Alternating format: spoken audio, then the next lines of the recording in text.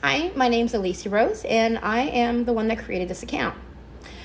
Because of my own experience that I had to go through experiencing domestic abuse and narcissistic abuse, I experienced it for the first time years ago.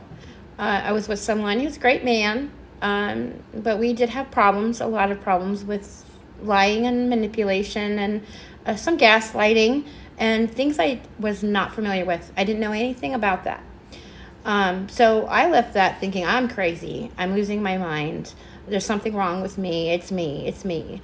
So I went to therapy and learned that this man did have narcissistic tendencies, which is just as bad. There is a difference between being a narcissist and having narcissistic tendencies.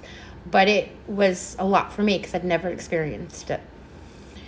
So I did learn that that's what it was, so I decided to dedicate the next year and a half to actually studying it. I wanted to know more about these people and more about narcissism and just really educate myself and be aware, so in hopes of maybe avoiding it the next time around or shutting it down much, much faster than years later, which is exactly what happened.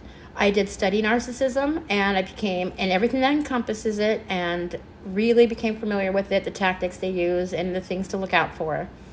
2 years later, I do meet a man. We do move in together, and the second he moved in with me, that mask dropped, and it dropped fast, and it all came out. And it was kind of like a final exam type of thing. It was so textbook. I was able to pinpoint everything real fast. He didn't like that. Of course, they don't like that. They want someone they can walk all over, they can control, manipulate, and it just wasn't happening. I was shutting it down left and right, and it only lasted 2 months. It was 2 months before I decided that, this is horrible. This is exactly what it is, and he's got to go. But the reason for doing this video is the fact that if I hadn't studied it for that year and a half to 2 years, then I would have probably been stuck in it a second time, much, much worse. This one was much, much worse. This one was violent. It was very abusive, very. And living together, it was very, very toxic, very. I probably would have put up with it a whole lot longer had I not known that this is not something that's going to change. And it's not me. I'm not perfect, but it's not me. The blame shifting and all of that was all there. It was all very, very clear, very easy to pinpoint.